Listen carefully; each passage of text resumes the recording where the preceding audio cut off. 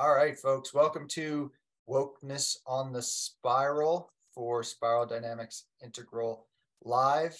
I am Josh Schlossberg. I am a longtime organizer on environmental and social causes. So don't cancel me, please.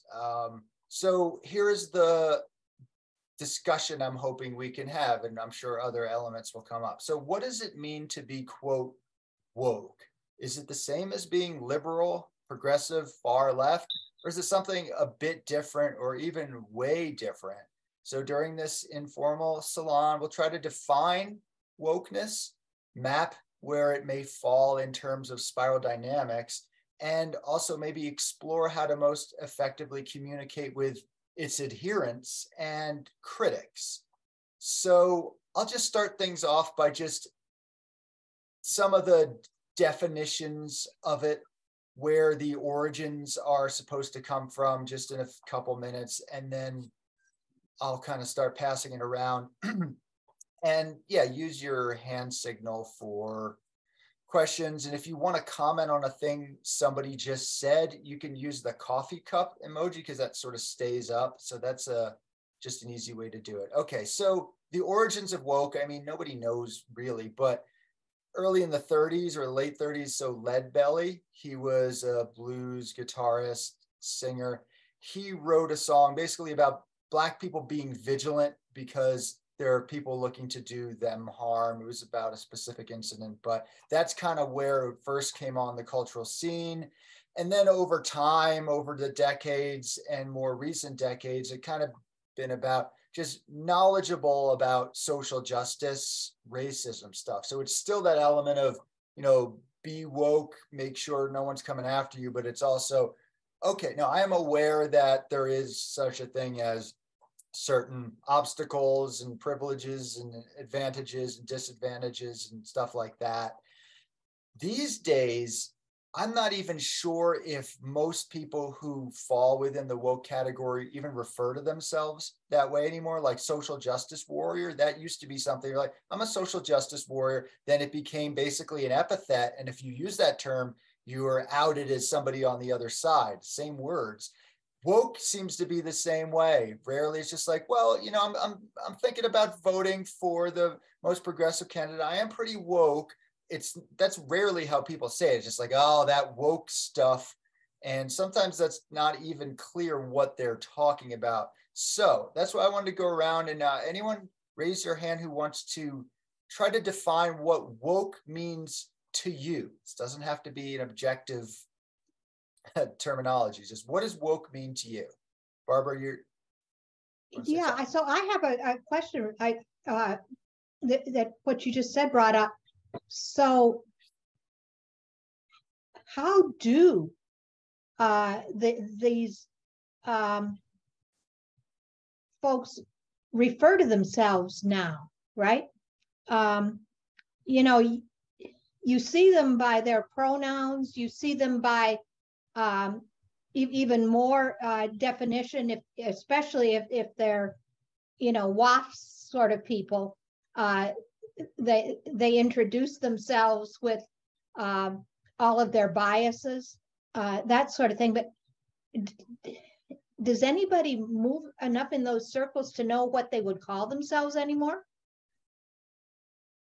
I don't even think most people will refer. I think they look at themselves almost like the Sioux tribe did. Like we're people. We're just normal, healthy, just people, and everyone else is off. So I don't even know if they need a terminology anymore. Just like, well, obviously I care about things. The truth is that this is a thing that you should care about and whatever. So I don't know if they're not referring to themselves as woke. That's for sure. Progressive. I'm a progressive. I'm a, left, whatever. That's all I've heard. I don't know what other folks have heard. I don't, it's different than progressives, it is, though, for sure. Yeah, I think it is. Well, so if anyone has any take on that, otherwise, Paul?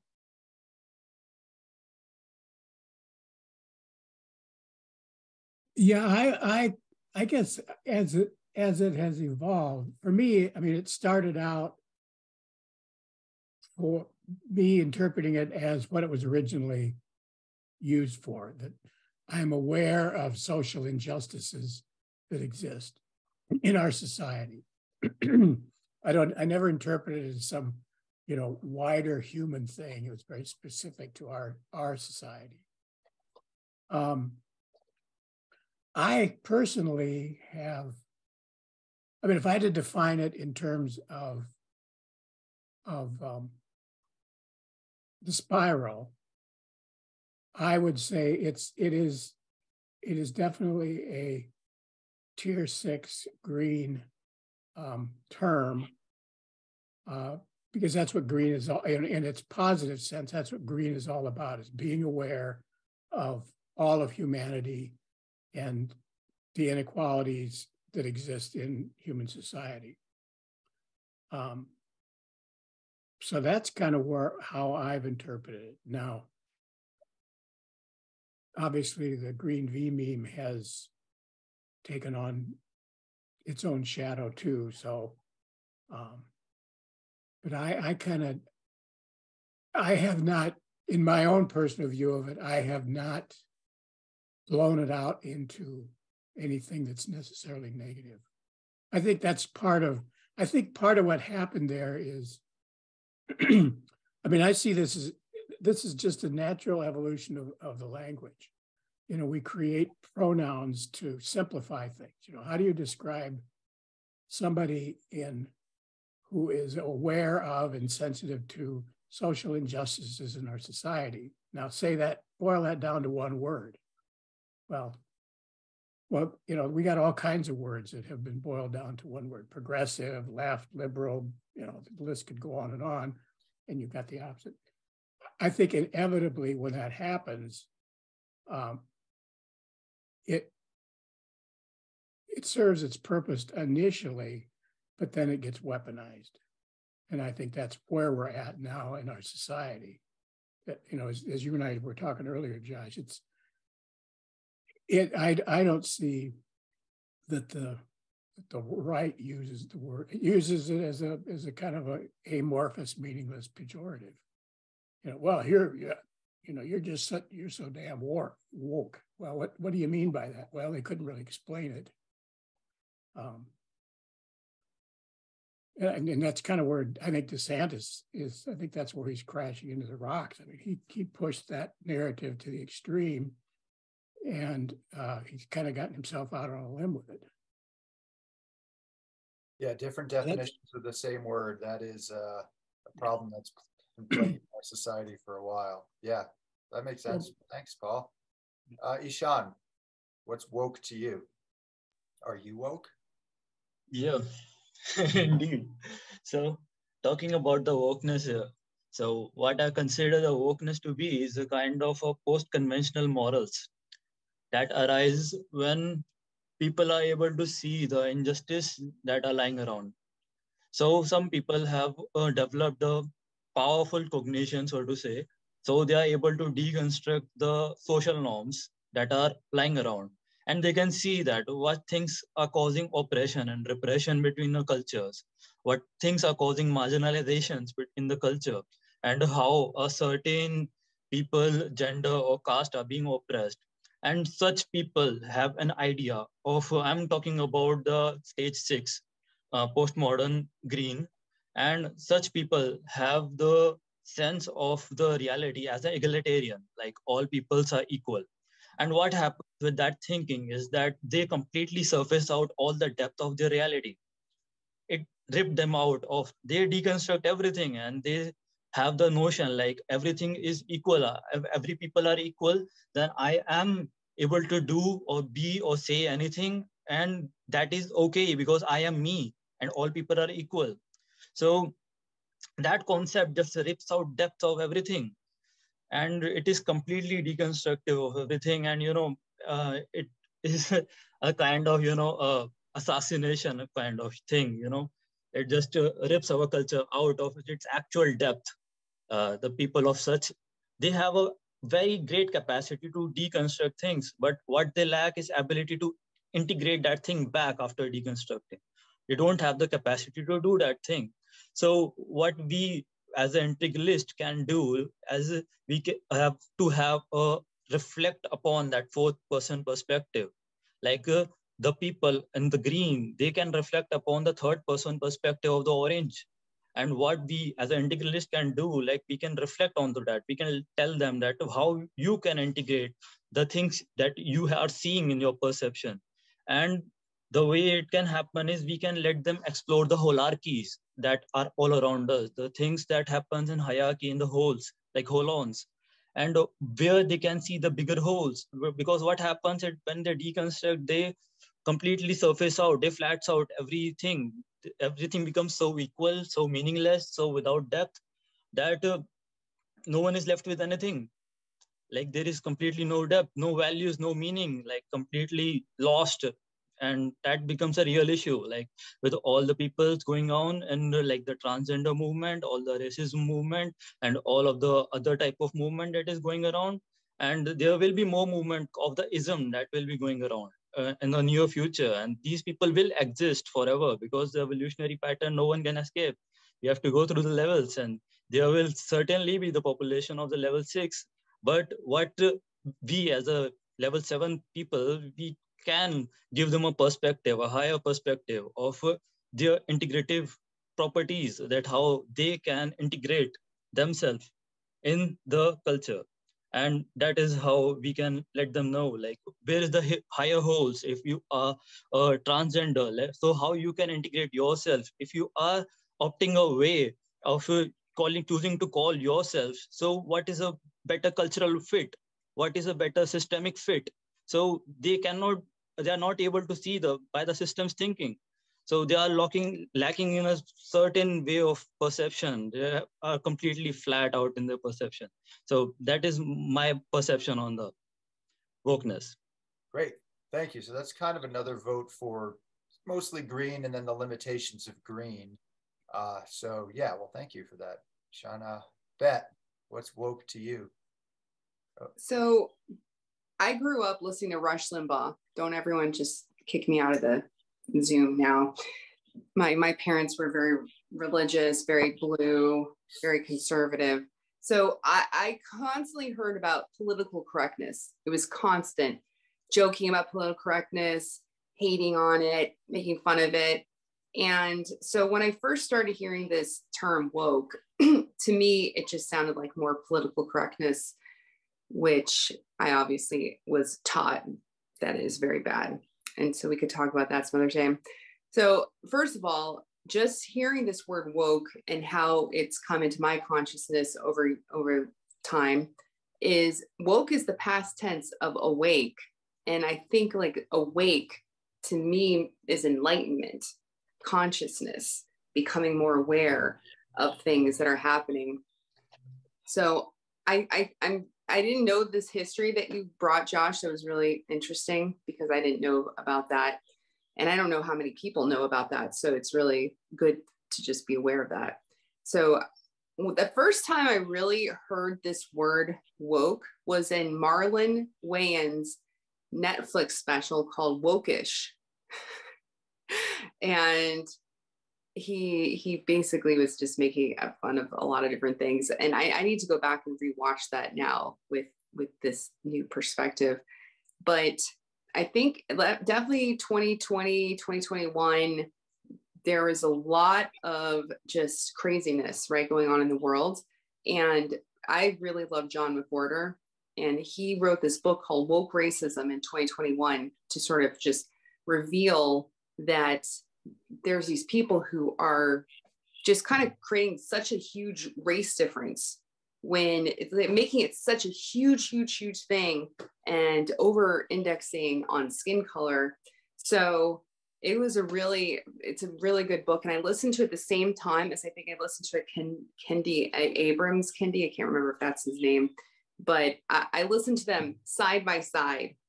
They were both about the same length, and I would like alternate 1 hour for each. So I was like doing equal time, I'm a completely integrated.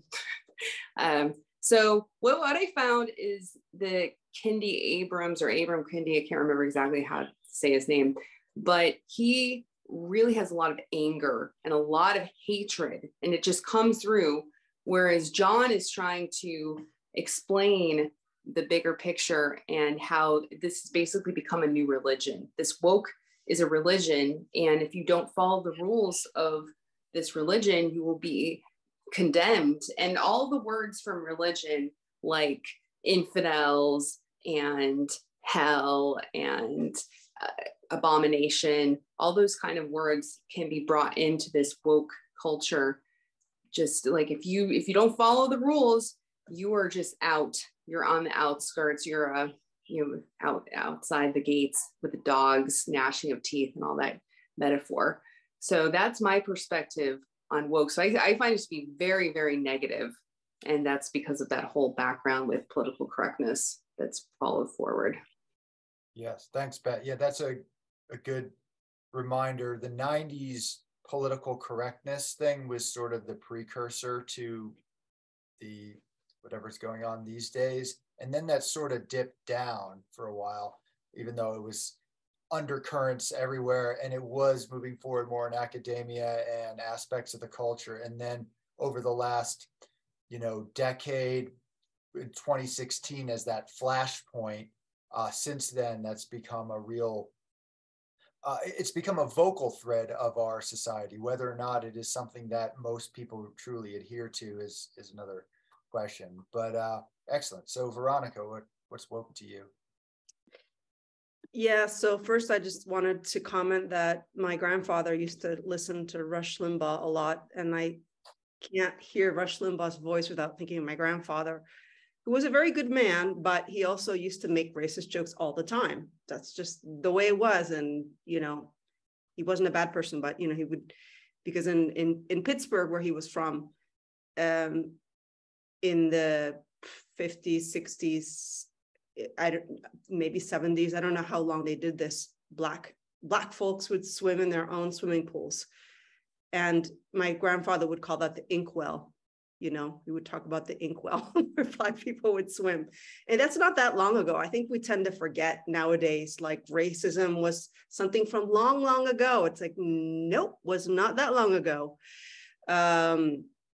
So woke is a term that came into my consciousness a few years ago. I don't remember the exact date, but I remember first trying to learn what it meant. And I understood it to be kind of street slang to mean that you were aware of social injustice. That's how I understood it.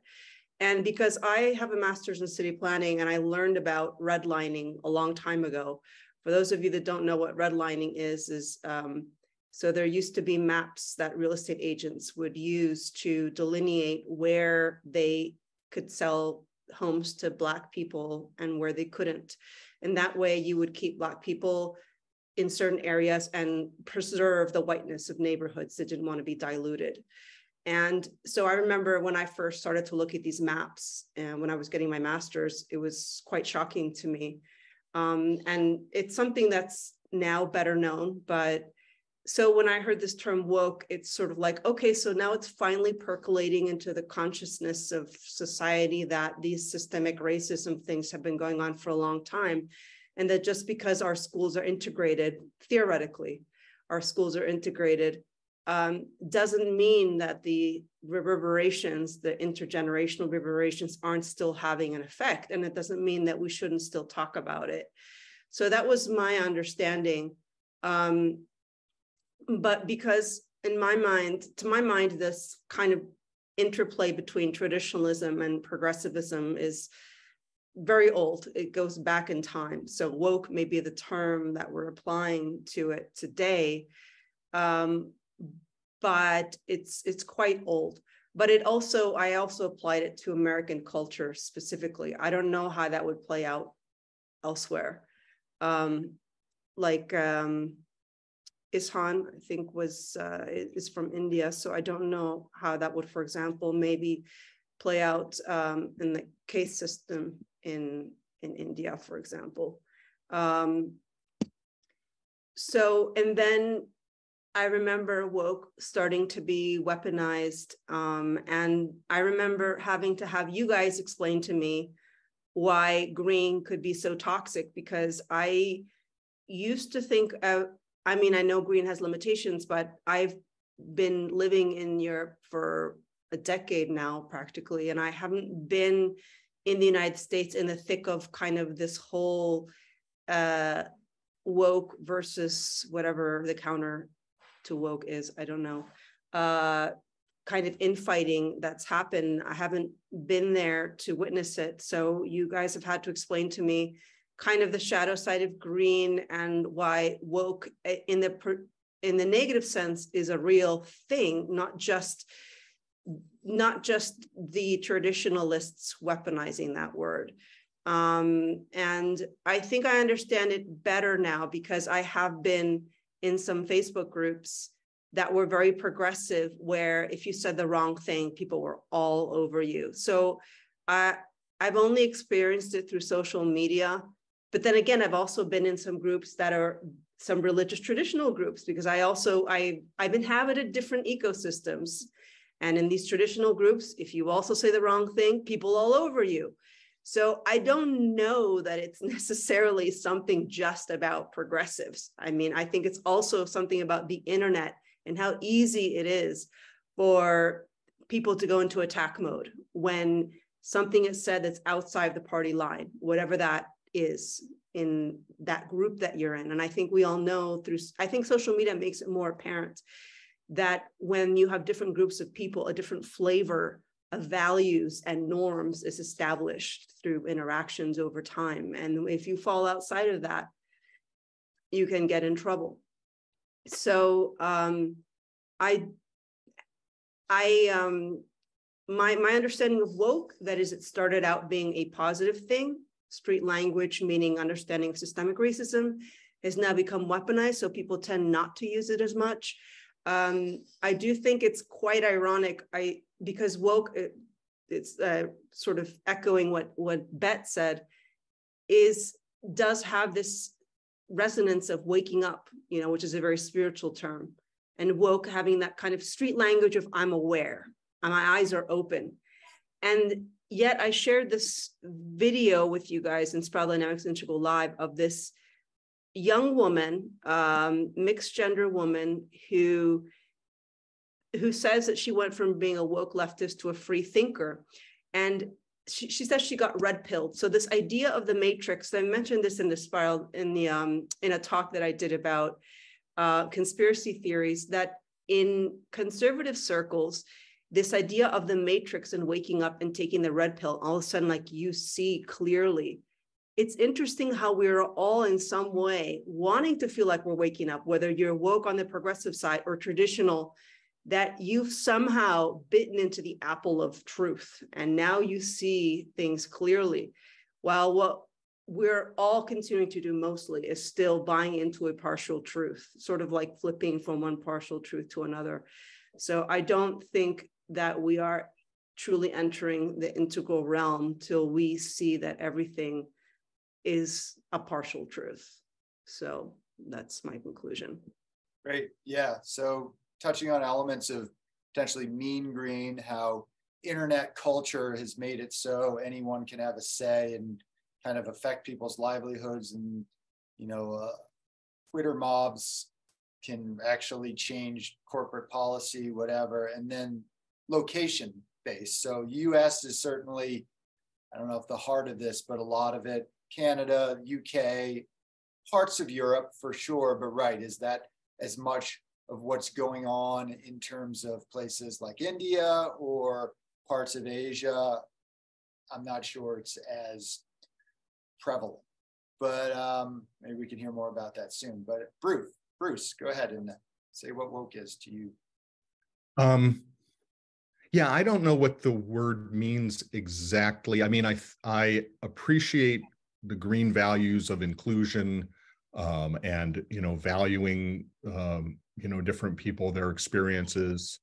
But I think, again, green has this positive side, but also has its shadow side, and I think that's where it does get weaponized. And I think there are people who, and I think it's often younger people who, because of what they've learned, because of the belief system they have, they believe that they are oppressed, which may be true, But what they want to do, because they feel there's this power imbalance, and I think there is largely, issues with power in our society, they want to have power. So what they do is they don't want to like eliminate the power or have some new system. That they want to have the power. And so that's like a red thing. It's sort of like red and green. And then there's aspects of blue where it's like, if you say the wrong thing, if you go outside the narrative, you're not following the narrative, and that's sort of the blue, you have to follow the religion. And so that happens. And so things, and part of this is also has to do with language. So, for example, with, gender identity, there are people that have, different, experience themselves differently, want to, have different pronouns. And I'm perfectly fine with that. Like I will use the pronoun they want to use. I'll do that. I'll do my best to do that. I have no problem, honoring that. But then again, the wokeness, some of these woke people, if that term even applies, have gone, it's the mean green. So what they'll do is they will feel victimized if I don't use the right pronoun. Like instead of just saying, okay, so I go to a church that's fairly liberal, a UU church, and our practice is if someone uses the pronoun that the person doesn't want, we just gently say, no, that person uses this pronoun. It's like, okay, no big deal. There aren't like attacks on it. It's just like an awareness thing. But there are people who would do that. And then also part of this has to do with, as I mentioned, changing the language. So for example, male and female, men and women, but we're going to have trans women, which means the other women are cis women. So, and there's a tendency to avoid biology. Like we don't want to talk about biology, you have biological women. No, we're going to say, we're going to have this term. They have the term gender assigned at birth. So my gender assigned at birth is male. Now, I think that's really my sex identified at birth. It's a boy, right? It's a girl. You look at the baby when the baby's born and you identify the sex. I mean, it's probably already been identified, previously through ultrasound. But again, some of these people want to avoid biology because they want to shift the language to gender. And then a trans woman is a real woman. The other women are cis women. And again, I'm fine with this, but the problem is the edge cases. And that's where the woke, some of these weaponized people are weaponizing this, push that to an extreme where you have athletes who identify, have identified as male, now identify as female, compete in women's sports, set records, clean up, all of that. And that's an edge case. And that's where some of this goes. So today I identify as a wolf. I've just for today. I mean, tomorrow I might be an eagle or I might be a man tomorrow, but today I identify as a wolf. I've given my pronouns there as wolf and wolf self. Please refer to me as a trans wolf. The other wolves are not real wolves. If you say that, I will be offended. And they are cis wolves. And I will do my best to control the language and make everyone conform to that and cancel people. And this is absurd and it's ridiculous, but maybe not. Maybe in a year or two, this is going to happen. I don't know, or maybe it's already happened. Anyway, that's my rant. Thank you. Sure. And yeah, I mean, I think it's a pretty fair ask, though. If people want to be referred to however, we will certainly refer to you however you like. And I think it's funny though, like obviously I know making a joke about that, but I was talking to he's a conservative fellow and he was saying like he didn't want to use they pronouns. And I said to him, okay, well, how about this? So his name is Tom. And so I was like, so what if I start calling you Tommy boy? and you're like, please refer to me as Tom or Thomas. I'm like, whatever, Tommy boy. Like, isn't that me kind of just being a dick, right? It's like, so you want to be a thing. So I think it's a matter of like, does he have to believe that they is a thing? No, but it's a matter of, if somebody has to be called a wolf, hey man, I'll call you a wolf. And there's no way I'm going to be baited into talking more about trans stuff. But I think you brought up some really important points also about, you said red and blue. So I think we're getting closer to maybe what modern versions of woke might look like. So thanks for that, Bruce. So Steve, we'll have you, then I'll say something, and then Ishan, Paul, and if other folks who haven't spoken, Sophia, Christian, Marjorie, Daryl, David, Safri, or Susan, want to get you in on the mix here. Cool. So I'm going to follow probably some of Bruce's points, but I think I only really became aware of the woke term maybe 5-10 years ago. A lot of the themes are obviously have been in the left for a long time. So the whole kind of awareness of oppression, you know, the role of power and oppression in politics and stuff like that. And so the themes have been around for a long time, and it would have gone by different names in the 80s or 90s or whatever. But the term woke, at least here in the UK, I only came across, I guess, fairly recently. And in that context, it seemed to be associated, it was a younger, I mean, a lot of this politics often is young, but it was a young kind of phenomenon at the time.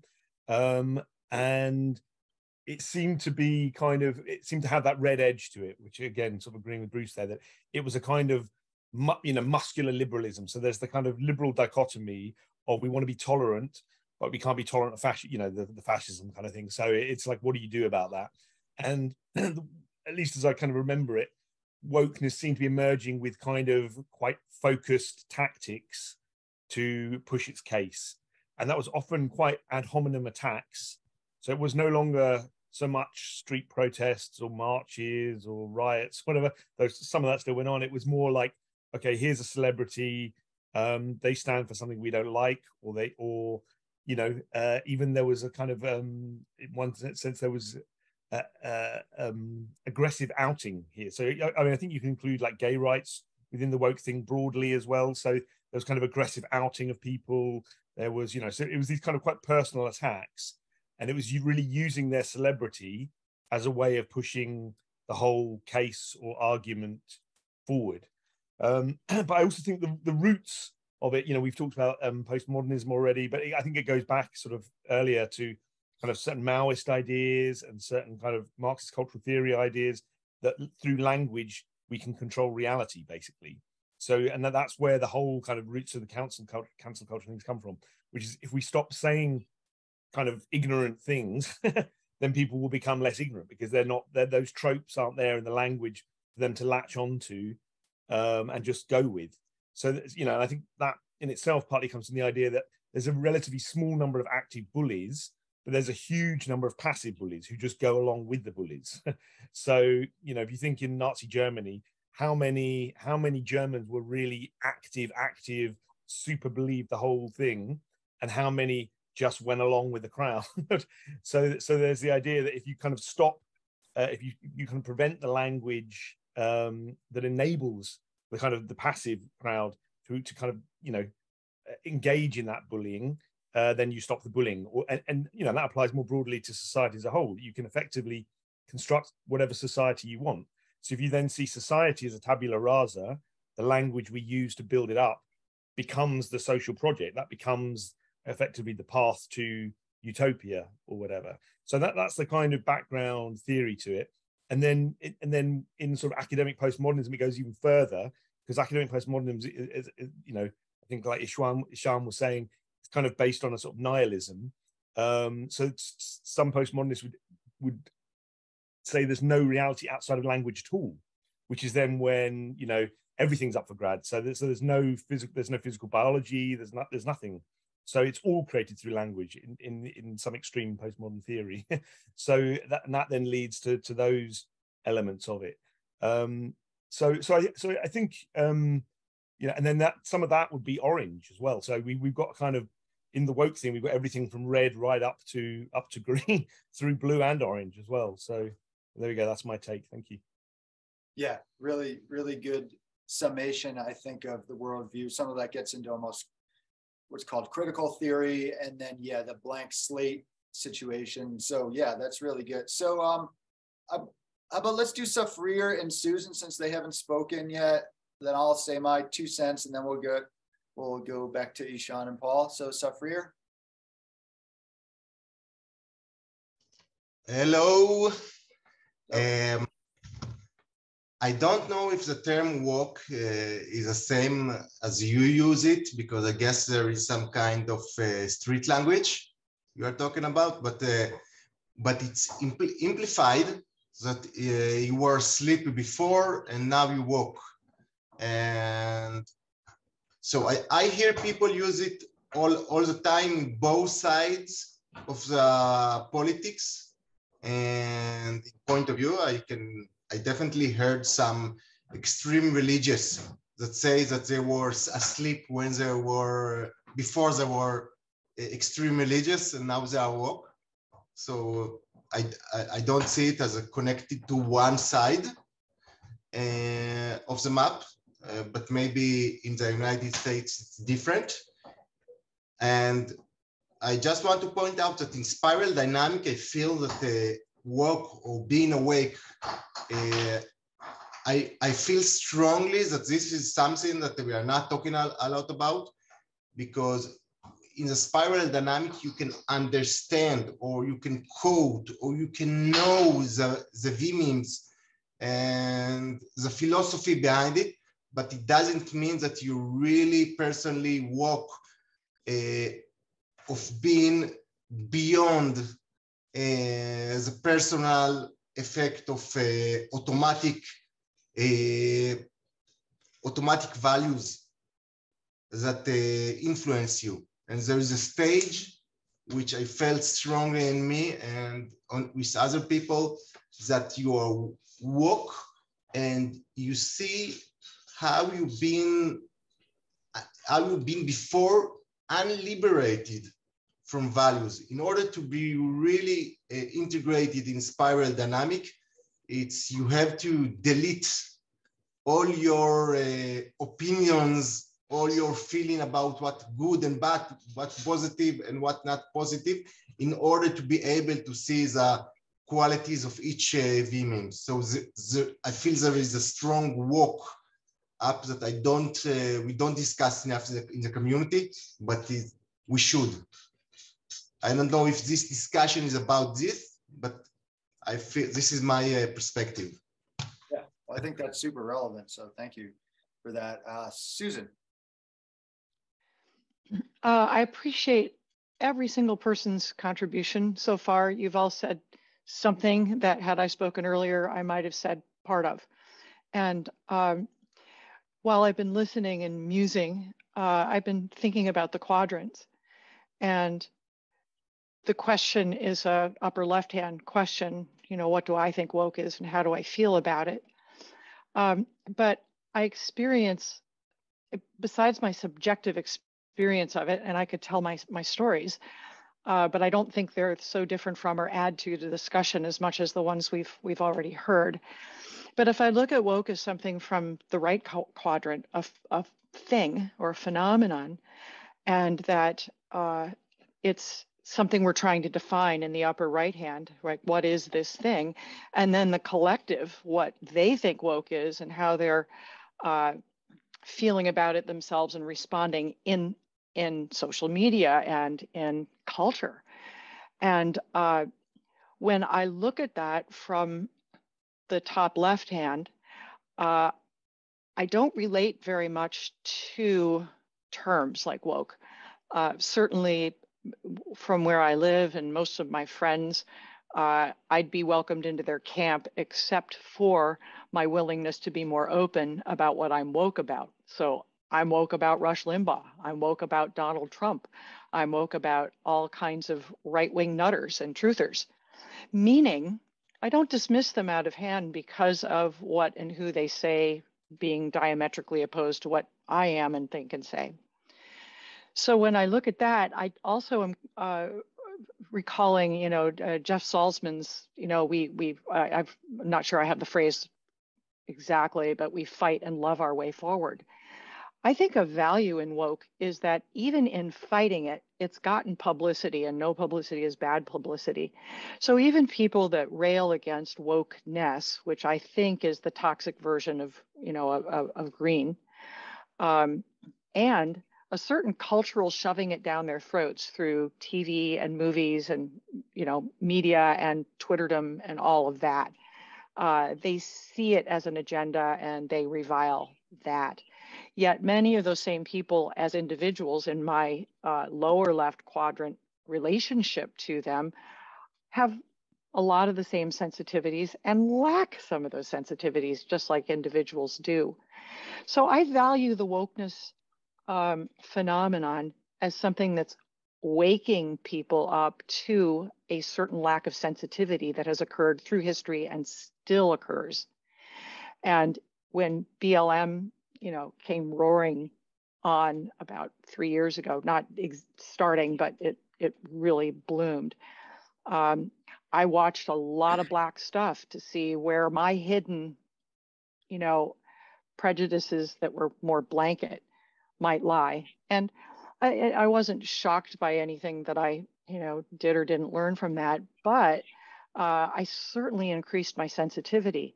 And I also increased my sensitivity to the groups that my side revile by embedding myself in them, getting to know them individually and observing what their groups sounded like and were concerned with. And, a lot of it made me hyperventilate at first, but then I relaxed about it and said, this is just different. And if I'm hyperventilating, it's threatening something that's really important to me or that I feel threatened by. Because if they only knew who I really was, and I feel like that with most groups right now, if they only knew that I had thoughts other than what's accepted.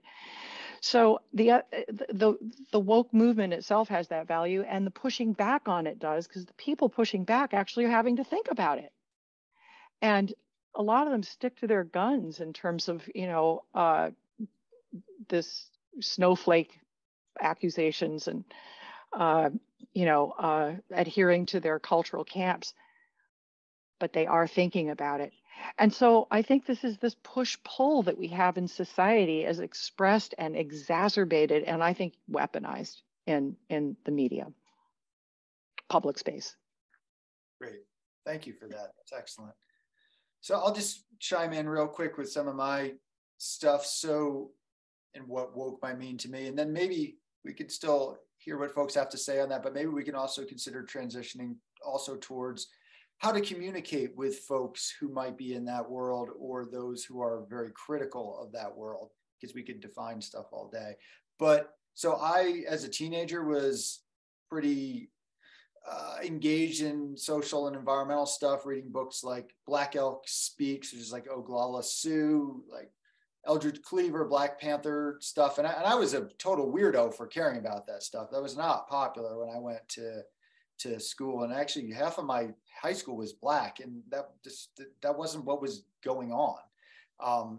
But anyway, then I focused a lot on environmental stuff. And I was a part of in 2005-ish in Eugene, Oregon, so not far outside of Portland. So this was kind of like the proving grounds for a lot of this stuff. I was a part of a eco-feminist collective, right? It doesn't get any more left than that. And it was like about forest protection, but it had this overarching thing. And I joined it, and I noticed we weren't doing any forest stuff, even though we were literally called Cascadia Forest Defenders. And there was one member who was very into like the gender kind of stuff. And he was sort of not non-binary, but he was sort of gender fluid. And he wanted to have a meeting about gender stuff for us men. And I was like, okay, sure, that's cool. And I learned some stuff. And then he wanted to have another meeting, and then another meeting. And finally I was like, this is interesting. I did learn some stuff. It's sort of repeating itself, but are we going to do some forest stuff? And he then basically started a campaign against me, calling me a sexist and a blah, blah, blah. And if there was internet really at the time, it would still all be there. But luckily it was just word of mouth. So literally for saying, on board with all this, thank you. Let's do some forest protection stuff. I talked to the other folks in the group and I said, do you think I'm sexist? And they were like, no, no, no, no. Do you want to speak to this person? They were like, no, no, no, no, no. So I started to see what I frame as woke starting to originate in that. So like me, like as left as it can get. And all of a sudden, because I want a limit to how much focus there is on a particular thing, I'm becoming the other. And that was really shocking to me. So fast forward, whatever, the way I look at woke, or the way I think of woke, even though I try not to use the term because it has been, like folks say, weaponized, and no one really even knows what the hell it means. When I think of woke, what I think of is blue elements, maybe sometimes red, masquerading as green. So taking these green values of inclusion, openness, caring about vulnerable groups like green, and then green might have its shadow there. So it could also be shadow green, but there's a blue fundamentalism. Here is how it is. Here is how it's not. This is right. This is wrong. There is no wiggle room. Guess what? There isn't even discussion. You are questioning something. You are actually just as bad, if not worse than the bad people. And we're actually going to, we're going to throw you out of the church. We're going to make sure that you don't have any sort of social, reputation, things like that. So that's the way I look at it. And the best term that I could come up with for that phenomenon. So this is not when people on the right say a liberal or progressive policy is woke. I don't believe that's accurate at all. Those are people who are pre-green, who are just don't like anything green. But there is an element of truth of what they're pointing out that is a little icky. And the term that I've come up with, which will not catch on and no one will ever use it, but I think is accurate, is fundamentalist identitarian. Because we're not, if you're like, look at that hippie out there trying to protect the forest, he's so woke. That's not really what we think of, right? It's typically around identity and not identity politics. Like, oh, enough of identity politics. Well, identity politics have validity and always have. It's an identitarianism, like that is an ism. It becomes all and everything. And then that fundamentalist aspect of truth, falsity, it is, in a sense, a religious component. So that's the way I look at woke, even though I try not to use that term. Whatever it is, that is an element that I am concerned about, because I, as an organizer on basically what one would call, I guess, green causes, I'm actually finding that that fundamentalist identitarian element is harming those causes, is making it harder to make those things true. Most of these folks are not about organizing on the ground. It's about virtue signaling. It's about language policing, and frankly, elements of almost thought control and non-questioning.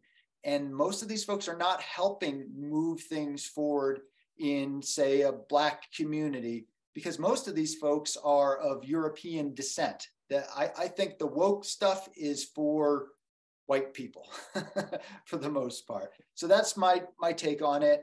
Well, Barbara hasn't spoken for a while. Barbara, Ishan, Paul, let's also think about how can we communicate with folks in that world now that we've maybe isolated what it is, and then other folks who haven't spoken yet would love to hear from you. But so Barbara, I just want to say that was brilliant, Josh. I loved everything you said. Oh, well, I appreciate that. Thank you. Barbara, go ahead.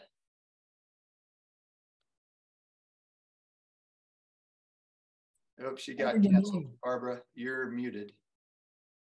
Sorry about that. In the chat, we had a question about woke versus awakened, right? And, enlightenment is about doubt, not truth. And even at green, that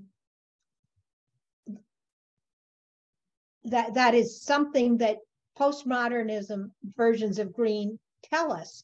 And yet somehow green, maybe its shadow has gotten co-opted by the idea of that there could still be a truth, right? And you know, there's small m memes and large m v memes, right?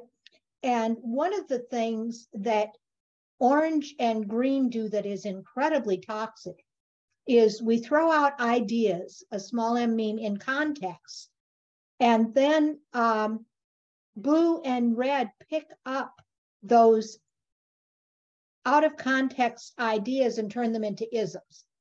And it's really a frightening process sometimes. And so something like in Portland, where the Antifa rioters were walking through residential areas screaming, "Wake up, wake up." And that is no longer just asking me for enlightenment. That's terrorism, right? Cancel culture has become terroristic. And it's all about this idea that we have collective thoughts and we're going to agree as a society on what those collective thoughts should be. And anyone who dares to say, what about, takes their at least psychological, social life, and sometimes literally their physical life in their hands when they do that. And I'm thinking some of this is done deliberately to take our eyes away, as you know, Josh was saying, there are real issues out there, right? And pronouns is not one of them. I'm sorry. We have a whole lot of other issues, much more fundamental, that when people are so busy shouting at each other about pronouns and drag dances in kindergartens, that who has time to go look at anything real, anything really important, including race relations.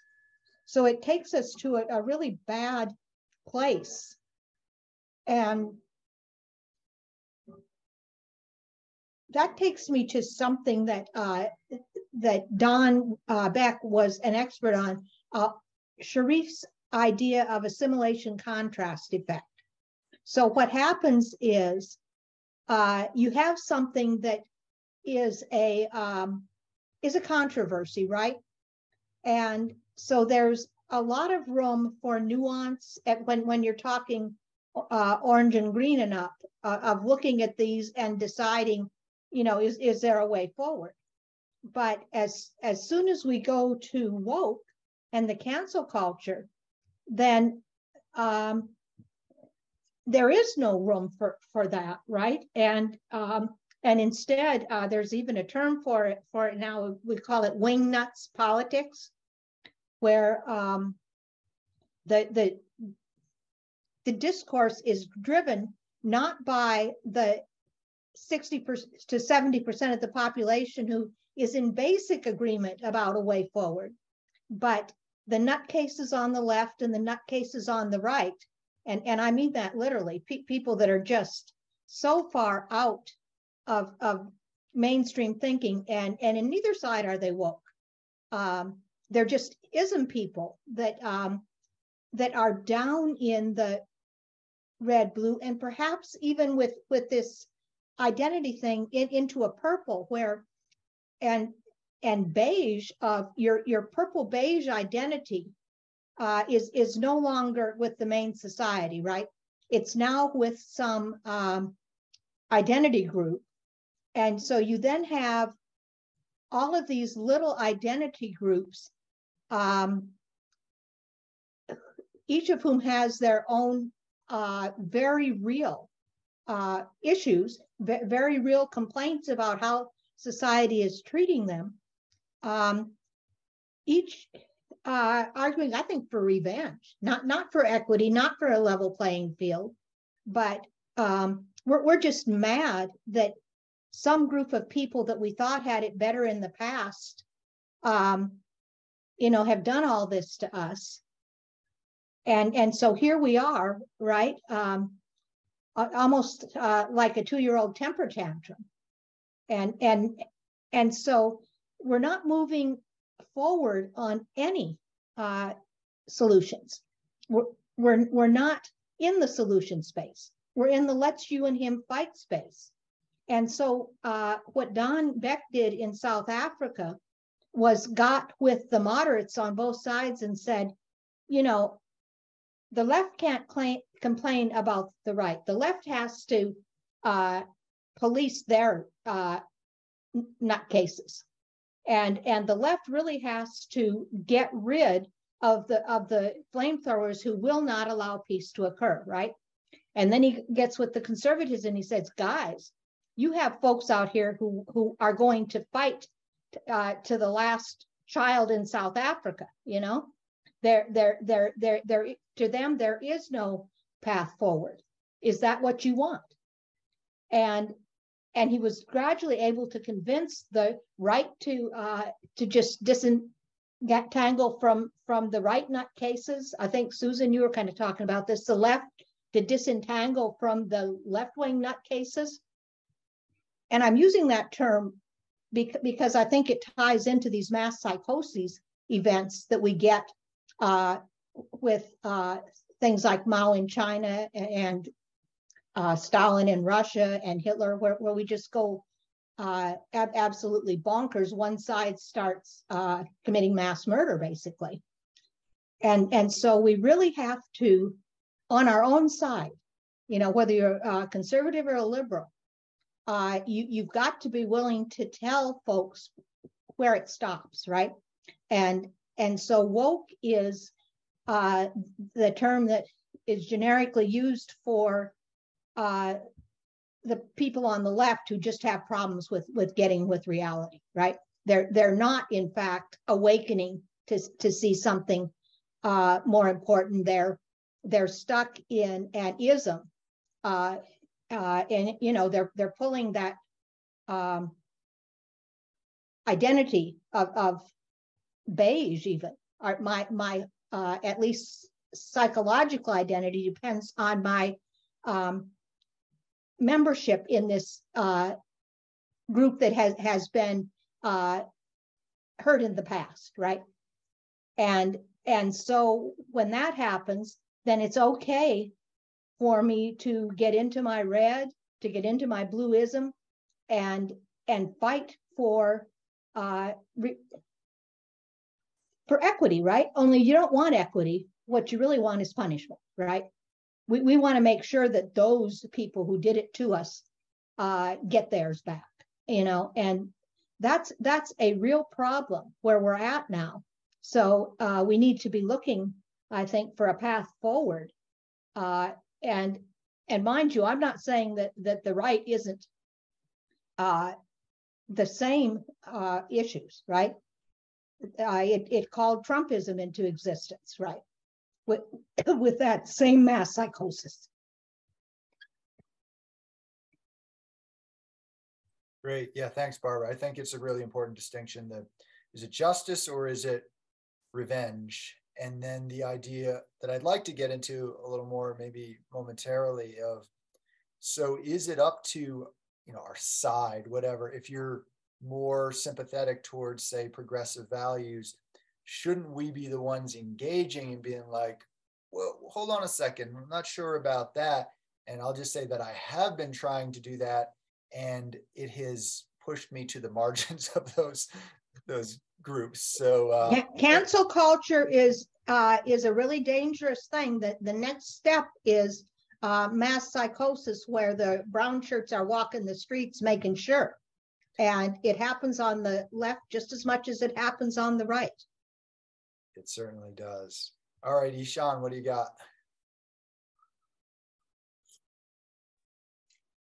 So I have here this understanding of this wokeness that first I would like to let you know, like, my experiences with the wokeness. In India, there is a majority of population, around 75 to 80% population is at amber.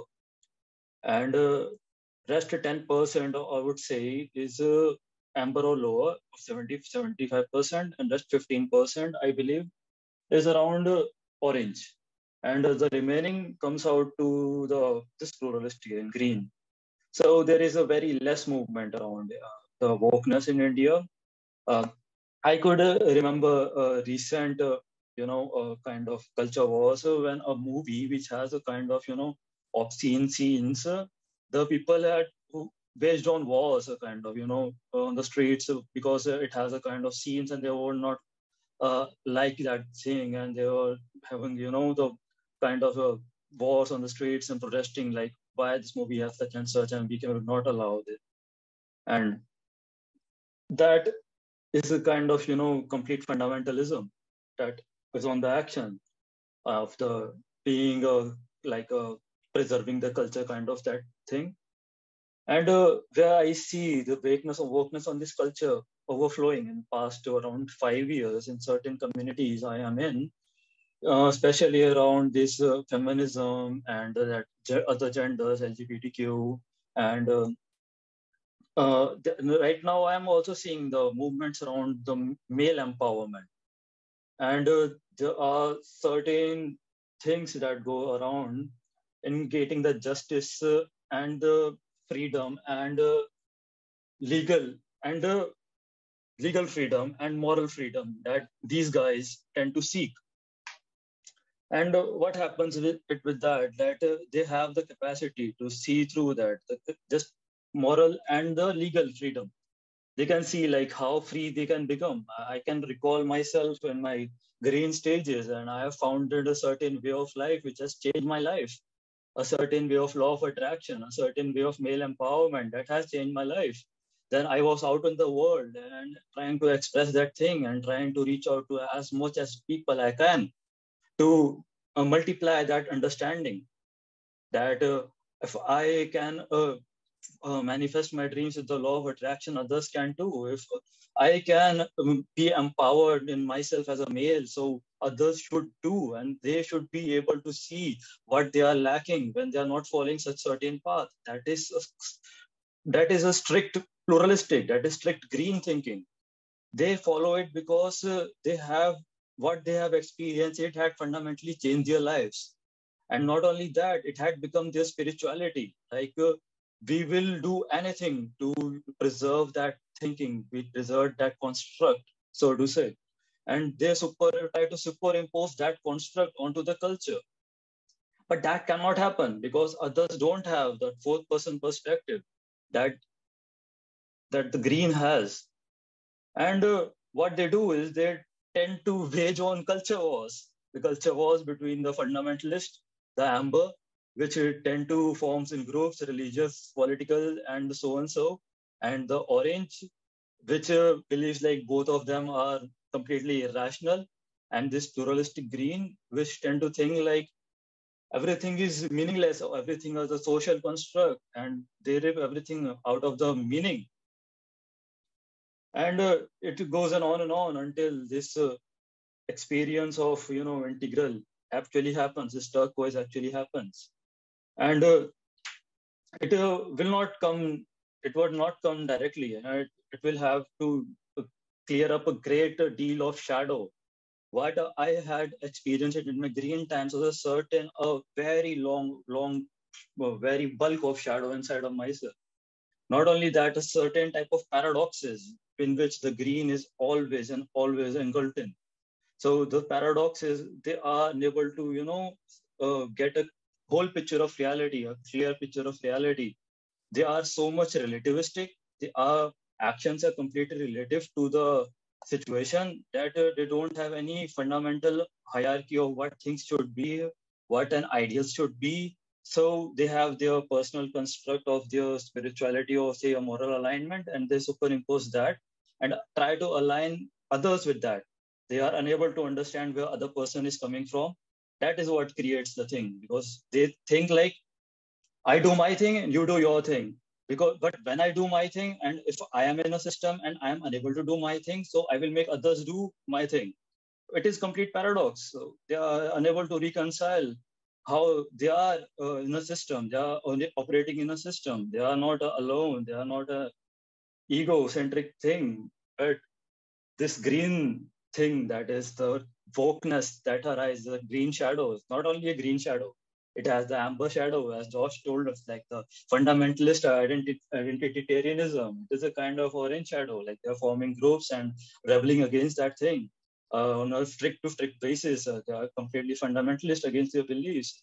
A kind of certain orange shadow, like they are completely inside their heads and they are rationalizing and they are unable to see the transrational perspective and so and so. So until they, untangle their mess inside their heads, completely have a peace with the paradoxes and, have a holistic picture of the world, this thing cannot be solved.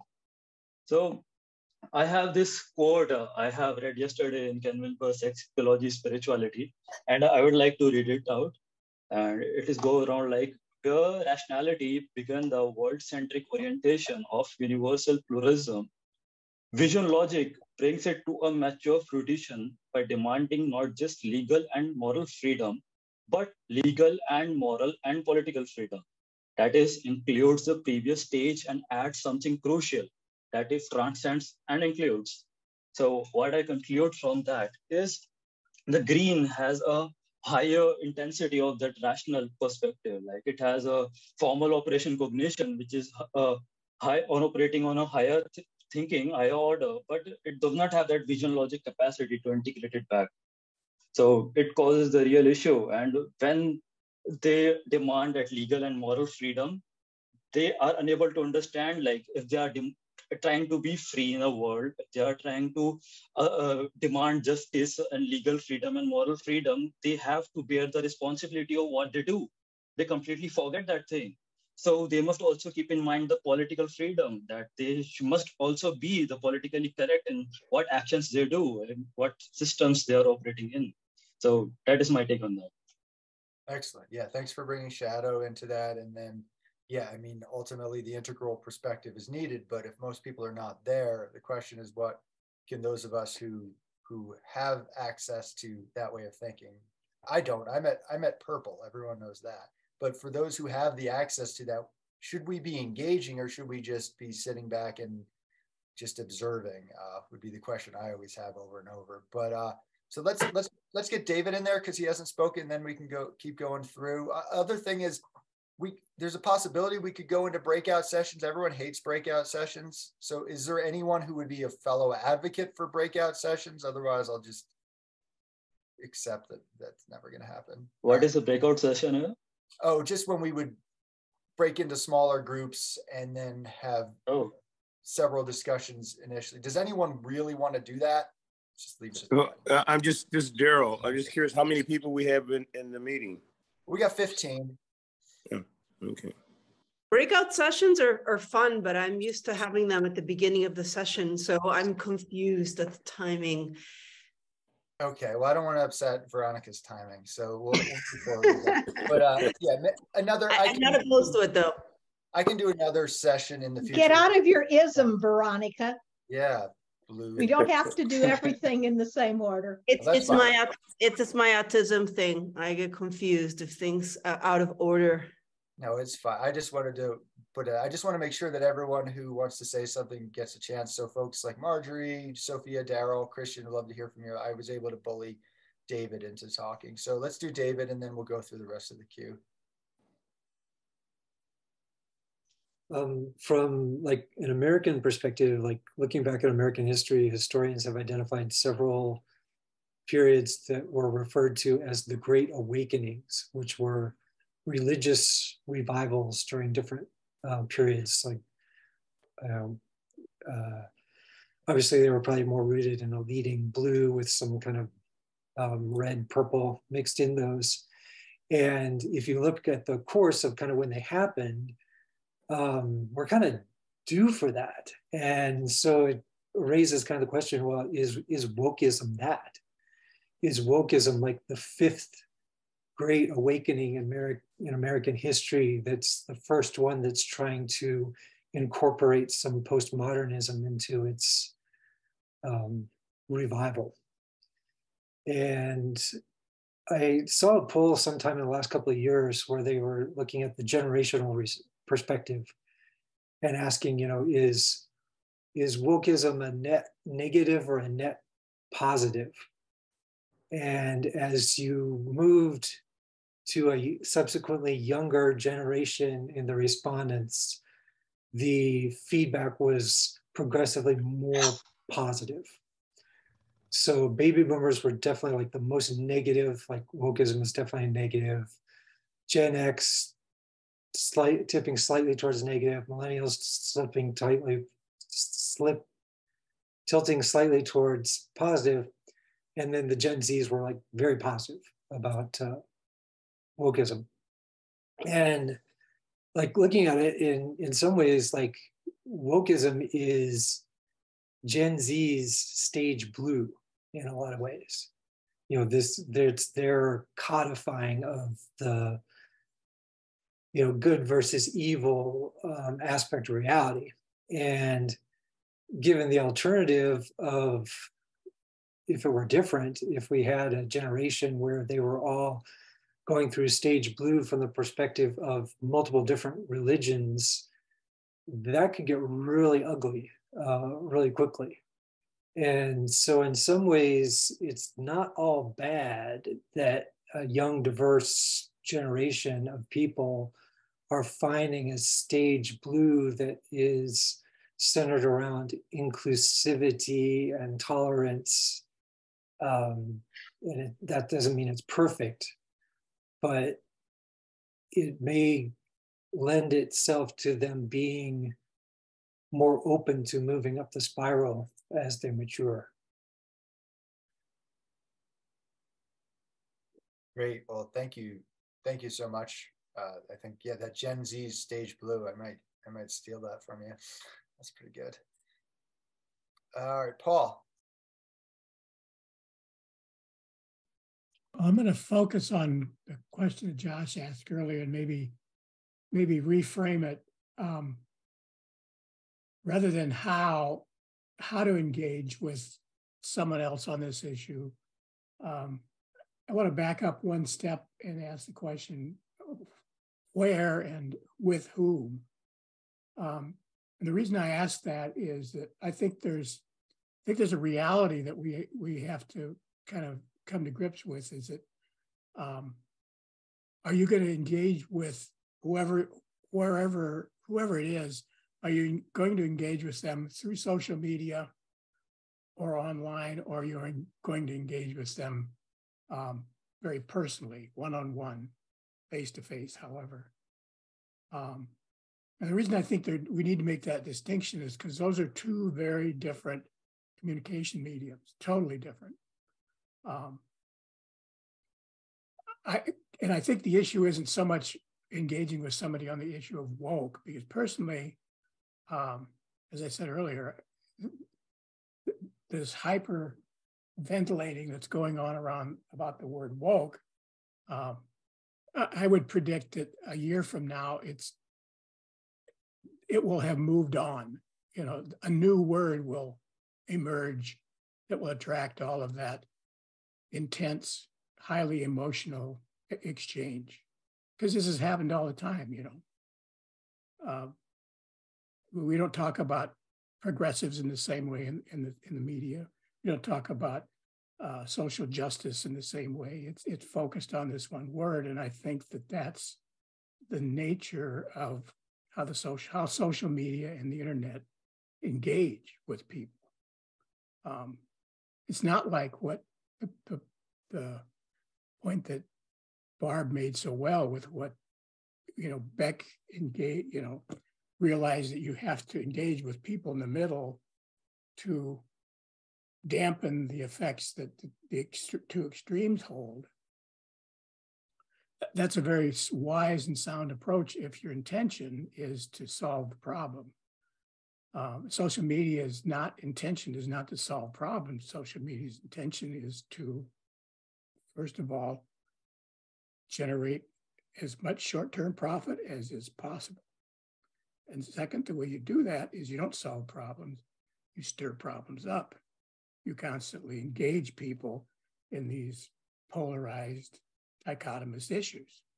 It just happens over and over and over and over and over again. And my personal belief is that we're gonna move on to some other word. I don't know what it's gonna be. I don't know how long it's gonna take, but this is just one word in a long historical string of words that have attracted this kind of intense discussion and polarity, and then you move on to another one. So again, the question is then, how do you engage with someone interpersonally about this particular issue or whatever the next one is? And then maybe more importantly, how do you engage with them online? Because it's the where, is it one-on-one, interpersonal, or in a small intimate group, or is it online? And I think the answers are very different depending on where you identify that where. Yeah, that's a great point.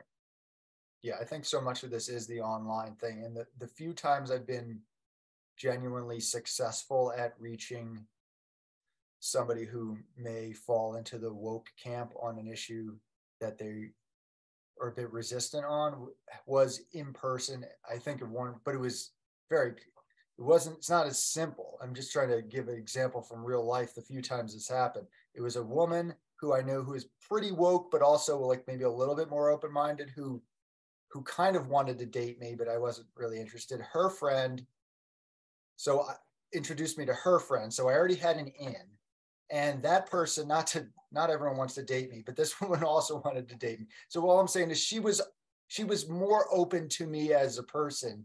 And so I was able to, with all of those prerequisites, bring up, sometimes men have problems too, like that basic premise.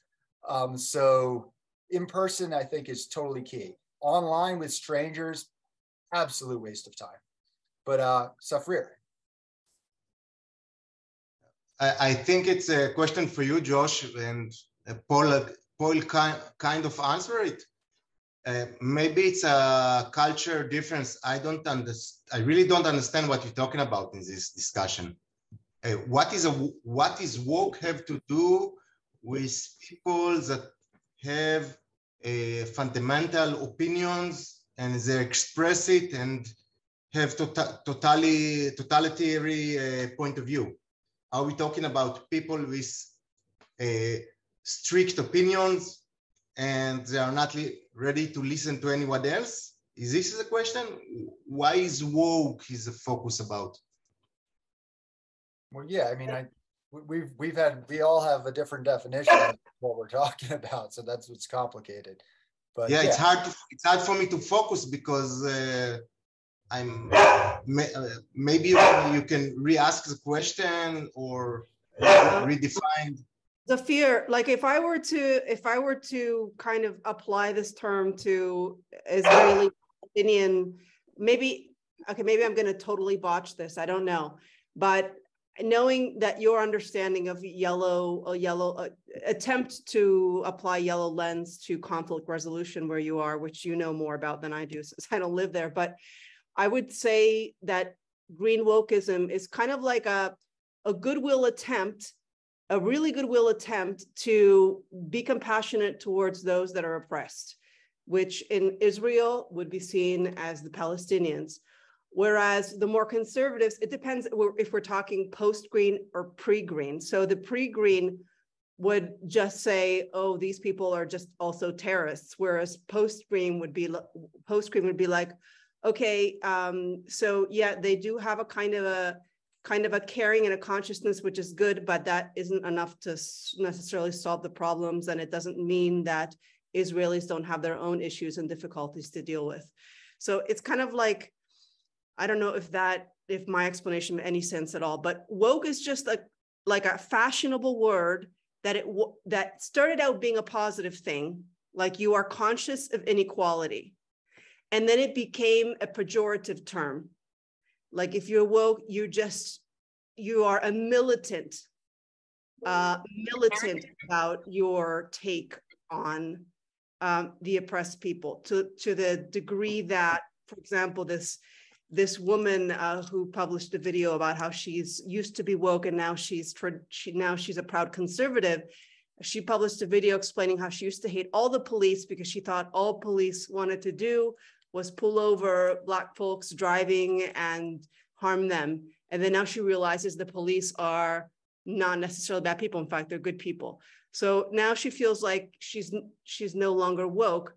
But as Josh pointed out in his post, unfortunately, this woman is not post-woke, she's anti-woke. So she's kind of gone the other direction, now saying that progressives are kind of backwards.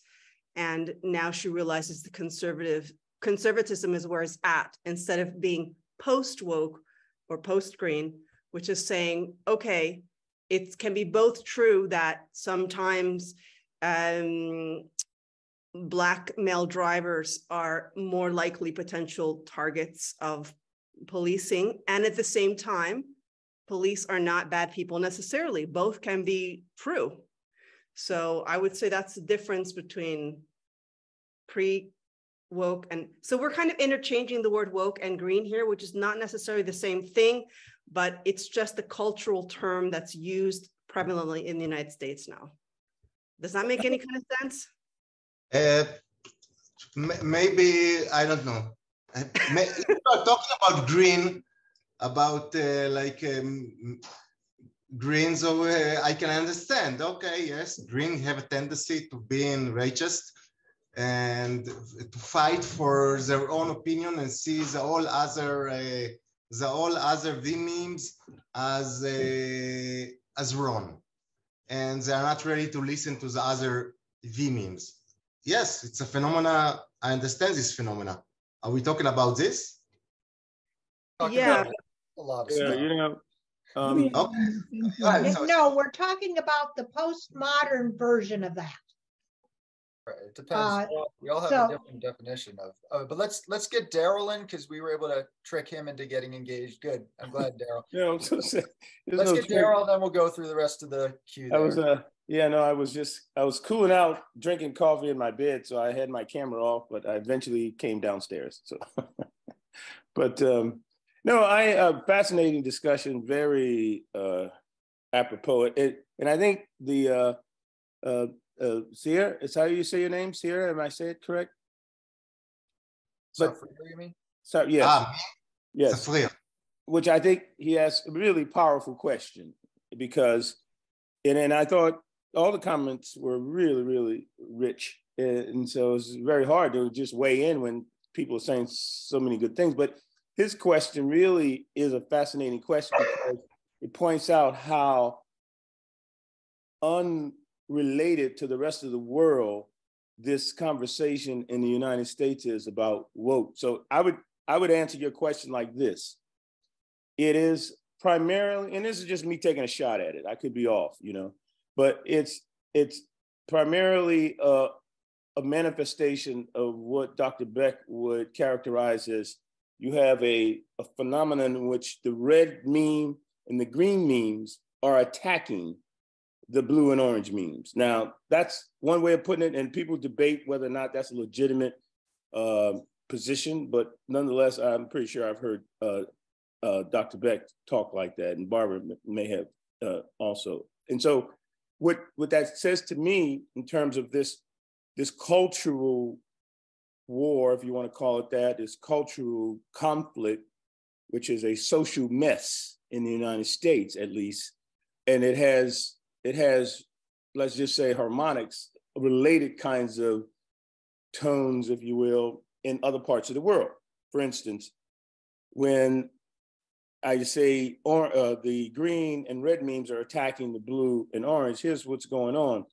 Woke, for me, as a Black man living in the United States, I started hearing about it 6-7 years ago. And what it was suggesting to me in the original form was that a very green, healthy manifestation of, let's all become aware that the United States government has suppressed various populations, including Native Americans, African Americans, Chinese, so, all these hyphenated things. So basically, there was this awareness evolving that says, let's address these ills of society, which was very much a social problem, and I think Barbara, I can't remember who put it. I mean, everyone spoke so eloquently about this, but basically, it sort of suggested, we're going to address this issue. Well, and great to float that out there like that. But then you have, let's just call the militant or the closed green, the mean green mean thing. Let's attribute them to the what we characterize here in the United States as the wing nut left. I think somebody said earlier. And so, but then you have in action the very hard reaction, which tends to be, when I say the word action, which tends to be redness showing up and, you know, tearing down the blue value system in that the redness that may exist in these various aggrieved communities, Black Lives Matter and everything else, you had 80% of the people were doing the right thing, doing it legally, sounding their voice. People were joining in with them. It was a very healthy collective. But then something happened where the red elements of that movement showed up to start tearing down structures that, wait a minute. You know, when you start saying in this country, you're going to also tear down the statue of Abraham Lincoln, now you've gotten goofy, right? So you had red and green elements of the spiral in many ways attacking the blue and orange. And so what you have is what started out as a positive, let's address the ills of this society and how we've wronged so many people for the benefit of those of European stock to the detriment of everybody else. That what really happened was the term woke was co-opted from the goodness that was intended from the beginning. Like all things, they have good intentions when they start out, then their radicals take a hold of it and beat you over the head with the stuff, okay? What you then had was the extreme right coming to the forefront to fight for the benefits of the blue and orange parts of society, saying, hey, you can't tear it all down. There is some goodness in this. This is much like when Don Beck was saying when he was working in South Africa, and I'll say this last thing, he was working in South Africa, and he realized as they were moving down the path to dismantle apartheid, that unlike in Zimbabwe, where once they started the movement, they just went on ahead and attacked all the white farmers and began to just kill anybody white, which two wrongs don't make a right. And in South Africa, when they were getting ready to tear down universities, tear down doctors' offices and everything because they, quote unquote, were owned by white folks, they were smart enough to realize, the Black politicians that is, wait, these are elements of society that we need in order to have a healthy society. Why tear down the orange doctor's office? Why tear down, you know, the orange business centers?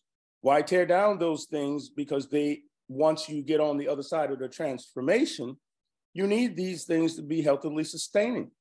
And the contrast is what went on in Zimbabwe, where when they went through their revolution and changed and not bought into the colonial mindset any longer, they went overboard and started killing innocent people, taking their stuff and all of that. And they still have a mess right now, where South Africa made a peaceful transition. They got problems like every other country, but it is their ability to, like was said earlier, where you tell the radicals, you guys leave the room, and the adults and the folks who want to solve problems and reconcile and find, compromise, so we could talk now and later on we'll talk later. So one hand, it started off good. The radical hard closed red, radical hard closed green began to attack the goodness that was part of the blue and the orange. Some of it, orange, was very, very toxic, but you could address that without dismantling all of capitalism. You know what I'm saying? I mean, that's my hit. I mean, from a personal point of view, I was like, it's good that America, and this is very much, I guess, listening to the question, is very much a United States phenomenon. I won't even say America, because, you got Canada and Mexico, but it's very much a United States phenomenon of the culture wars. And it's unfortunate because some of the folks who now are anti-woke, in general, from my point of view, it's easy for me to look at them and think, well, they're just holding on to the established power base for which they're plugged into, which I'm not. That's how I look at it. Yeah, that's just say that sorry, it's definitely from what I know, it's not American problem. It's happened all over the world. Just the use of term woke in a negative way is an American probably new slang. Interesting. I think the crucible here is in the U.S., but no, I mean, it is certainly in Canada. It's certainly in UK, but I do think it's all over. It's the centerpiece of it seems to be U.S. But I know Bet had a comment from before, but I just want to say real quick on something, Daryl. But I want to touch maybe at the end on you mentioned very briefly. You said, for those who are looking for actual solutions. And I think that is a very, very important point. I'll return to that hopefully at the end. But Bet, I know you had something you were in earlier. Yes, thank you. I actually wanted to talk about this religious aspect that's come up a few times. And I, as a person who grew up very religious, there's a lot of interesting things about that, like missionaries, going out and trying to convert the heathen. And so I think this is really important for us to realize, and this is something that John McWhorter talked about in his Woke Racism book, is that it is a religion. It's a religion. And who was it that said we need to respect that this is a religion? I think it was David. This is a religion. And so when we think about any religion, we should realize it's helping those people. They need that right now.